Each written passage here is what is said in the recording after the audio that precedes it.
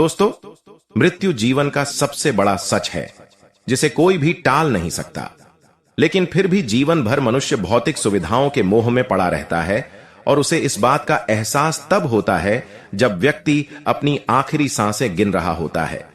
मरने के बाद अंतिम संस्कार से जुड़ी ऐसी कई बातें हैं जो हम नहीं जानते। हिंदू धर्म में दाह संस्कार से जुड़े ऐसे कई नियम हैं जिनके आधार आध्यात्मिक होने के साथ साथ वैज्ञानिक भी है। दाह संस्कार के इन्हीं नियमों में से एक है मृतक को नए कपड़े पहनाना। हम में से बहुत से लोगों के मन में यह सवाल आता होगा कि मृत व्यक्ति की चिता में आग लगाने से पहले नए कपड़े क्यों पहनाए जाते हैं? यदि नए कपड़े ना पहनाए जाए तो आत्मा का क्या होगा? आत्मा का कपड़े से क्या संबंध होता है? इसके साथ ही साथ आप इस वीडियो में यह भी जानेंगे कि मृत व्यक्ति के जो कपड़े परिवार के सदस्य निशानी के रूप में रख लेते हैं या उनकी याद में पहनते हैं, ऐसा करने से मृत आत्मा को क्या होता है और गरुड़ पुराण में इस विषय पर क्या कहा गया है। आइए इस वीडियो में आगे जानते हैं। नमस्कार दोस्तों, स्वागत है आपका हमारे चैनल में। आपसे अनुरोध है कि चैनल को सब्सक्राइब कर लें और कमेंट बॉक्स में जय श्री नारायण लिखकर परमात्मा को अपना आभार व्यक्त करें। दोस्तों, हिंदू धर्म के अनुसार मृतक के शव को गंगा जल से नहलाकर नए वस्त्र पहनाकर उसे विदा किया जाता है। इसलिए पहले यह जान लेते हैं कि मृत व्यक्ति को दाह संस्कार से पहले स्नान क्यों करवाया जाता है। हिंदू धर्म के 18 पुराणों में से एक गरुड़ पुराण में इस बारे में विस्तार से बताया गया है।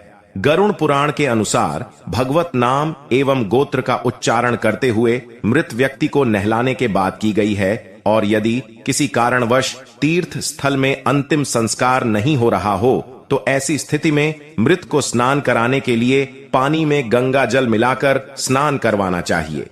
इस दौरान यह ध्यान में रखें कि भगवत नाम जप का उच्चारण नहीं रुकना चाहिए, क्योंकि मंत्र उच्चारण करते हुए नहलाने वाले इंसान के हाथों से स्पर्श किया हुआ जल भी अभिमंत्रित हो जाता है, जिससे यह जल जहां भी पड़ता है अपने आसपास का वातावरण शुद्ध कर देता है।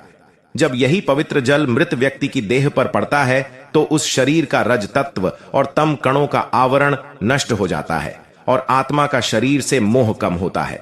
दोस्तों, जिस रज और तम कणों की बात हम यहां कर रहे हैं वह प्रकृति से ही उत्पन्न हुए 3 गुण हैं। पहले सतोगुण, दूसरा रजोगुण, तीसरा तमोगुण, जो अविनाशी जीवात्मा को शरीर में बांधते हैं। दोस्तों, इस बात को आसान शब्दों में समझे तो मृत देह का अंतिम संस्कार से पहले ऐसे स्नान कराने से उसकी आंतरिक शुद्धि होती है। इसके बाद शरीर पर चंदन तिल और घी का लेप लगाना चाहिए। फिर सबको नए वस्त्र पहना देना चाहिए। गरुड़ पुराण के अनुसार किसी भी शव को बिना वस्त्र के नहीं जलाना चाहिए। मृतक के शरीर को वस्त्र से पूरी तरह तक देना चाहिए और इस बात का विशेष रूप से ध्यान रखना चाहिए कि मृतक के वस्त्र नए हों, शुद्ध हों और सफेद रंग के हों। हिंदू धर्म शास्त्रों में सफेद रंग को शांति और पवित्रता का रंग माना जाता है। इसीलिए मृत देह के शरीर को सफेद कपड़ों से ढका जाता है। सनातन धर्म में सफेद रंग को शुद्धता और मोक्ष का प्रतीक भी माना जाता है। गरुड़ पुराण में यह भी बताया गया है कि मृत व्यक्ति को पहनाए जाने वाले वस्त्रों को पहले थोड़ी देर धूप में रखना चाहिए और हो सके तो गोमूत्र या गंगा जल का छिड़काव करके उन्हें शुद्ध कर लेना चाहिए। ऐसे करने से कपड़ों के माध्यम से मृत व्यक्ति के शरीर के चारों ओर एक पवित्र कवच बन जाता है, जो शव को बुरी शक्तियों के संपर्क में आने से बचाता है। साथ ही साथ ऐसा माना जाता है कि मृतक यमलोक की नई यात्रा पर जा रहा है। ऐसे में नए वस्त्र पहनाकर ही उसे विदा किया जाना चाहिए। इसके बाद अंतिम संस्कार की विधि को आगे बढ़ाते हुए मृत देह को चिता पर रख दिया जाता है और उसके ऊपर पुष्प, चंदन और 5 प्रकार की पवित्र लकड़ियों को रखकर मुखाग्नि दे दी जाती है। दोस्तों, दाह संस्कार के बाद अस्थियों की राख एवं अस्थियों को गंगा जल आदि पवित्र नदियों में प्रवाहित कर देना चाहिए।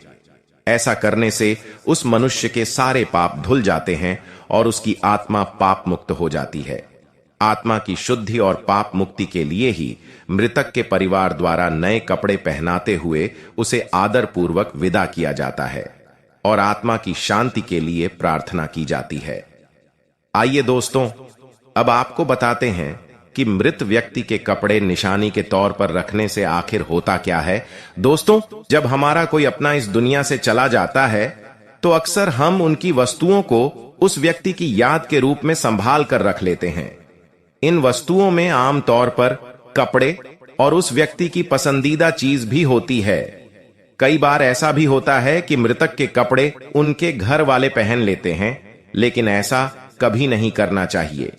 सनातन धर्म के अनुसार मृत व्यक्ति के कपड़े पहनने की सख्त पाबंदी है। मान्यता है कि मृतक की आत्मा का अपनी चीजों से जुड़ाव बना रहता है और मृतक के कपड़ों को पहनने से आत्मा का हमारी तरफ आकर्षण बढ़ता है, जिससे मोक्ष प्राप्ति में हानि होती है। ऐसा भी माना जाता है कि अगर कोई उस मृत व्यक्ति के कपड़े पहनता है तो वह उस व्यक्ति से जुड़ी यादों से बाहर नहीं आ पाता है। इसीलिए अगर हम किसी मृत व्यक्ति का सामान अपने इस्तेमाल में लाते हैं तो यह हमें मानसिक रूप से कमजोर बनाता है, क्योंकि हम उस व्यक्ति के न होने के दुखद क्षण को भूल नहीं पाते और वह व्यक्ति हमें बार बार याद आता रहता है। इसीलिए कहा जाता है कि आपको मृतक की कोई भी वस्तु या कपड़े आदि उपयोग की हुई चीज इस्तेमाल में नहीं लानी चाहिए। इन्हें हमेशा दान कर देना चाहिए। तो दोस्तों, आशा करता हूं कि आपको यह बातें समझ आ गई होगी कि दाह संस्कार से पहले मृतक को नए कपड़े क्यों पहनाए जाते हैं। अगर यह बातें आपको समझ आई हो तो वीडियो को लाइक करें और अपने बंधु बांधव को शेयर करें और ऐसे ही वीडियो को देखने के लिए हमारे चैनल को सब्सक्राइब करें। सर्वे शुभम भवतु। आइए मिलते हैं अगली वीडियो में। जय श्री राम।